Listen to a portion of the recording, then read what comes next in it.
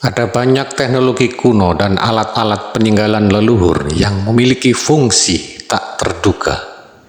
Dalam video ini, kita akan membedah semuanya.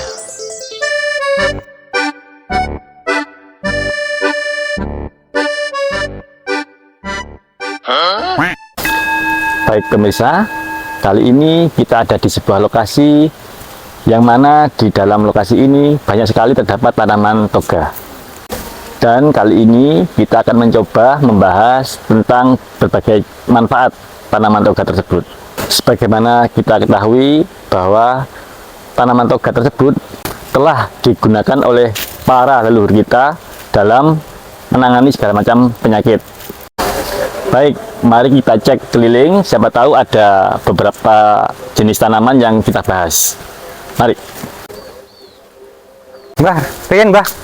Mbah, Oh mas, mata mau? tang mriko lho, enten peti. Peti apa mau?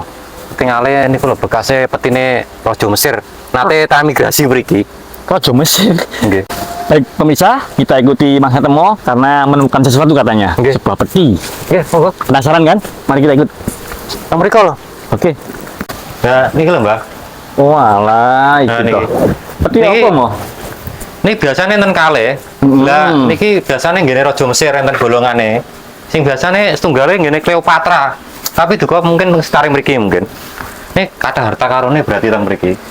Mau. Benar, ini memang sudah cukup lama usianya. Cuman ini bukan peti mati. Nggih to. Ini jenenge lesung. Mungkin peti mati to niki. Bukan. Lah sing teng TV-TV ngoten niki modele. Juga cukup lek mlebu nang kene mo. Ini namanya lesung. Oh, lesung. Nggih. Kados napa niku?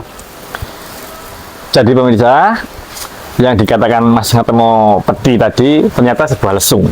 Ya, karena kita sudah terlanjur mengikuti Mas Ngatemo ke sini, mending sekarang untuk video ini kita bahas masalah lesung saja. Balun. Oh, nggih, monggo, pinara. Aman yang nyusul barang. Monggo pinara. Padang iki angsal. Yang saya monggo. Nggih, kok apik. Oke pemirsa, benda ini kalau di Jawa namanya lesung. Sebuah alat penumbuk padi tradisional. Lesung ini tergolong besar pemirsa. Tapi asal pemirsa tahu, di zaman leluhur kita dulu, lesung lebih besar dari ini banyak pemirsa. Bahkan ada yang 2 kali lipatnya ini. Dan ini bahannya terbuat dari satu pohon utuh yang kemudian dilubangi sedemikian rupa sehingga bisa digunakan untuk menumbuk padi. Kalau lubang sebesar ini mungkin bisa menampung kira-kira 50 kilo gabah. Dan itu pada zaman leluhur kita dulu dikerjakan secara bersama-sama, bergotong royong. Para wanita, para ibu-ibu di zaman dahulu bersama-sama berbarengan menumbuk padinya. Dan pemirsa, meskipun alat ini kelihatannya sederhana, tapi rupanya fungsi dari lesung ini cukup banyak sekali. Bukan hanya untuk menumbuk padi saja. Nah, untuk itulah pemirsa, pada kesempatan kali ini kita akan mengupas berbagai fungsi dari lesung ini. Selain fungsi utamanya sebagai penumbuk padi. Jadi, dulu itu pemirsa, lesung-lesung yang berukuran besar seperti ini tidak boleh dimiliki oleh semua orang, meskipun masing-masing orang bisa membuatnya sendiri untuk kepentingan pribadinya masing-masing. Namun oleh pemerintahan desa atau kerajaan saat itu dilarang. Jadi satu desa atau satu kampung itu hanya diperkenankan untuk membuat 1 sampai dengan 3 lesung besar seperti ini. Dan dari kebijakan yang terdengar aneh itu, rupa-rupanya mengandung nilai dan tujuan yang luhur. Untuk memenuhi kebutuhan sehari-hari untuk menumbuk padi, untuk makan sehari-hari, masyarakat pada waktu itu menggunakan lesung-lesung kecil seperti batu-batu ini. Ini namanya lumpang. Kalau model lumpang seperti ini, masing-masing rumah boleh memilikinya karena untuk kebutuhan sehari-hari. Namun untuk bikin lesung segede ini diperlukan izin khusus dan jumlahnya dalam satu kampung itu sangat dibatasi. Walaupun di zaman dahulu banyak sekali pohon-pohon besar, bisa saja semua orang membuat lesung sebesar ini karena bahannya waktu itu juga sangat melimpah, pohon-pohon besar sangat banyak sekali. Tapi kenapa oleh pihak kerajaan sangat dilarang? Ini adalah demi menjaga sebuah tradisi, atau lebih tepat dikatakan menanamkan suatu tradisi pada masyarakat luas. Lesung ini kan alat utama untuk mengupas padi menjadi beras, mengupas. Kalau sekarang kan fungsi itu sudah digantikan oleh seleb padi. Dan sekarang setiap orang bebas pergi ke seleb untuk mengupas padi tadi menjadi beras. Dulu ketika musim panen telah tiba, musim panen raya di suatu kampung, mereka, para penduduk itu bergiliran menggunakan lesung ini, harus bergiliran. Dan asal pemirsa tahu, berat dari lesung ini bisa lebih dari 3 kintal, kadang sampai dengan 5 kuintal kalau kayunya itu besar. Dan tidak mungkin ini diangkat oleh satu orang. Jadi dahulu itu misalkan kita bertiga ini panen bareng-bareng gitu, kita pengen mengubah gabah menjadi beras, ini harus giliran, entah saya dulu, Mas Ngatemo dulu, atau Pak Sabto dulu.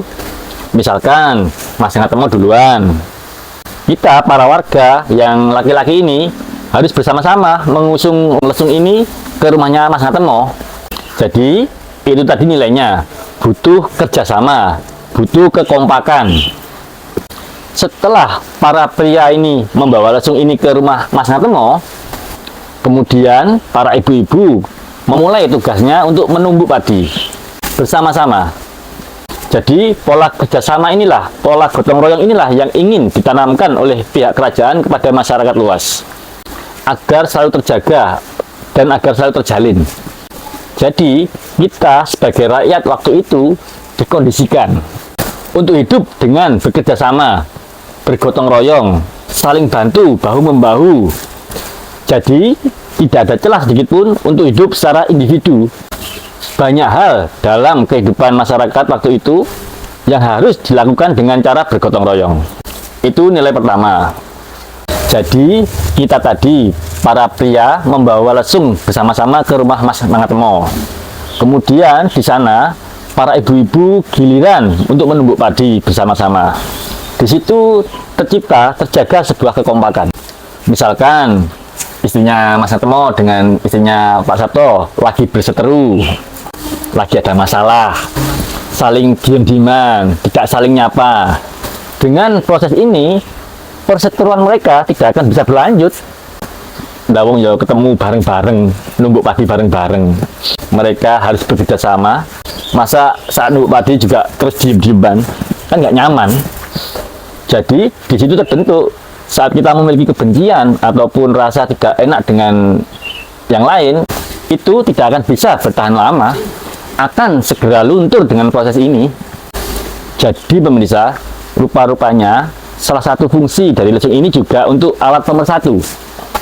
Yang tadinya bermusuhan, yang tadinya berseteru, akhirnya terpaksa harus saling berbicara. Dan dari situlah akhirnya perseteruan mereka berakhir. Dari media barang ini, barang yang kita lihat remeh, yang kita lihat sepele ini, nanti setelah menumbuk padi di rumahnya Mas Ngatemo selesai, lesung ini kita bawa ke rumahnya Pak Sabto secara bersama-sama, para pria-pria ini. Dan lagi-lagi di rumah Pak Sabto nanti, para ibu-ibu akan saling bertemu, bekerja sama kembali, menumbuk padi lagi. Istri saya, istrinya Mas Ngatemo, istrinya Pak Sabto akan bertemu lagi, kerja sama lagi. Ayo, gimana? Mau berseteru gimana? Mau benci seperti apa? Ketemu lagi, bekerja sama lagi, dan itu berkelanjutan. Nanti setelah dari rumahnya Pak Sabto selesai untuk menumbuk padinya, lesung ini akan dipindahkan lagi ke rumah saya. Kan lagi-lagi kerjasama terjalin. Para ibu-ibu kembali menumbuk padi secara bersama-sama. Nah, di sini satu hal lagi yang bisa kita kupas. Artinya, Setiap individu harus memiliki kepekaan sosial, harus punya kepedulian dan solidaritas. Coba misalnya istrinya Mas Ngatemo males pokoknya, bantu-bantu orang males. Karena males, istrinya Mas Ngatemo ini tidak mau membantu waktu numbuk di rumahnya Pak Sabto, waktu numbuk padi di rumah saya. Dia tidak mau. Kalau dia seperti itu, dia tidak punya solidaritas, maka pada saat nantinya menumbuk padi di rumahnya Mas Ngatemo, ya dibalas kan. Ibu-ibu tidak akan datang ke rumah Mas Ngatemo. Istrinya Pak Sabto, istri saya, ya tentu saja males datang ke rumahnya Mas Ngatemo untuk membantu di sana. Maka sekali lagi, di sini setiap pribadi harus memiliki solidaritas dan kepekaan sosial. Harus bisa hidup bermasyarakat. Mau bekerja keras, mau bergotong royong, mau saling membantu, bahu-membahu.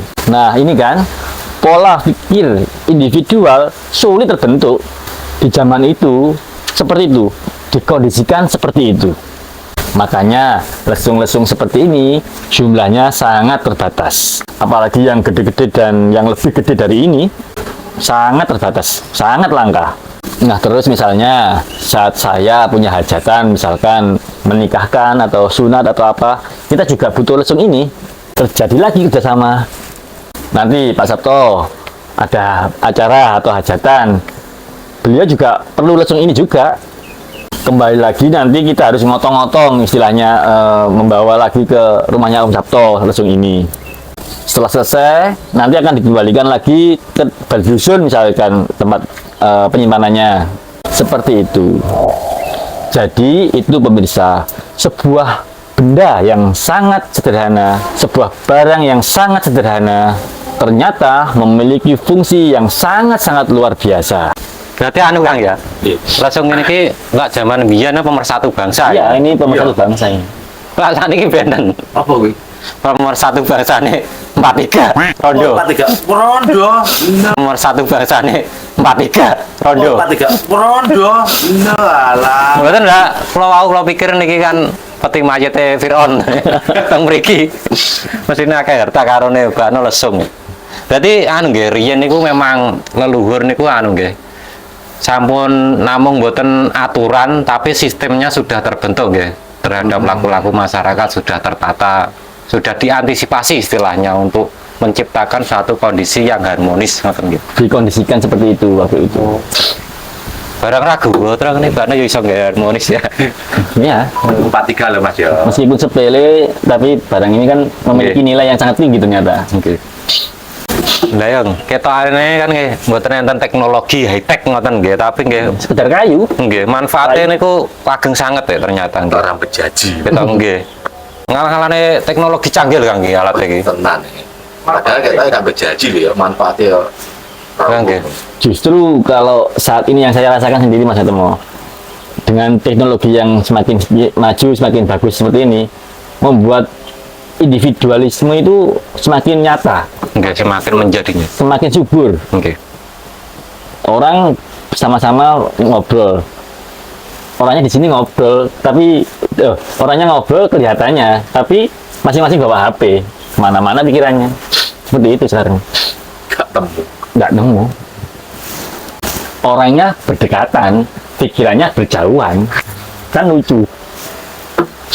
Jadi bisa disimpulkan pemirsa, sebagus, sebaik, dan secanggih apapun sebuah teknologi, namun jika manfaatnya hanya membuat kemerosotan sebuah moral bangsa, suatu peradaban, artinya teknologi itu belum kemana-mana, belum menyumbang apa-apa, kecuali hanya sampah belaka.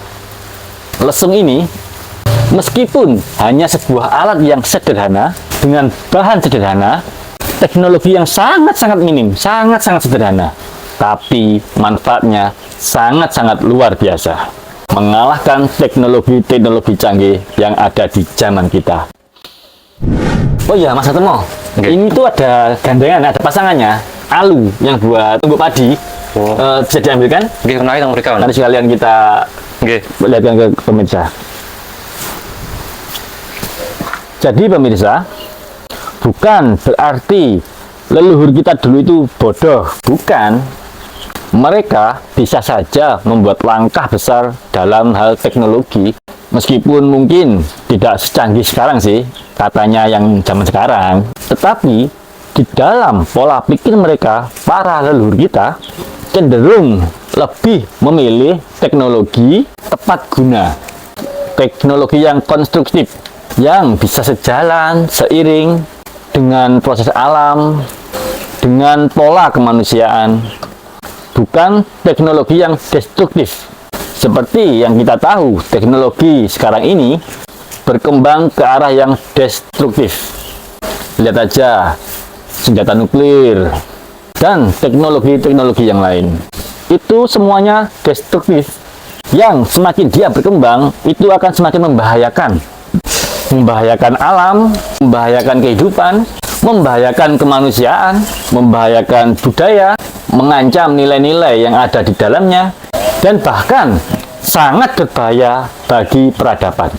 Beda dengan barang ini yang kita lihat remeh ini, dia konstruktif. Penggunanya pun dibatasi, tidak boleh banyak-banyak, tidak boleh membuat atau membuat terlalu banyak. Nah, ini kan sudah menjaga alam tidak akan rusak, tidak akan banyak pohon yang ditebang, karena dibatasi tadi, jumlahnya sangat dibatasi. Kemudian secara fungsi, dia mendukung pola-pola kemanusiaan, pola-pola sosial, bahkan memupuk kerukunan, mengkondisikan sebuah nilai yang mendukung dan menyokong keluhuran suatu peradaban. Jadi sekarang kita harus mulai menghargai peninggalan-peninggalan yang kelihatannya remeh seperti ini. Dan jangan hanya sekedar mengoleksinya seperti ini, kita harus menyelami nilainya, menyelami fungsinya, kemudian mengabadikan nilai-nilai tersebut di dalam pola pikir kita, menerapkan nilai-nilai itu di dalam pola kehidupan sosial masyarakat. Ini kita mbah. Di mau. Ini kita. Jadi jenenge palu dudu alu, jangan kayak sopo iki. Lah sami lune to. Aduh mo. Oh alu to. Kalau mikir palu. Aduh. Wes sing bener jebul sing bener. Alu gak P ya. Alu ALU. Nggih, nggih, enten iki. Oh, jadi bagaimana gue? Niki lho, kan manfaatnya. Niki kan nggih manfaat. Nah, niki kan nggih manfaat. Ya apa manfaatnya? Udah Kang Sabto kan ngesane to. Uripe nang satu berbergu berat. Ben bakal langsung ya. Ya, Pak. SS. Es krim ini.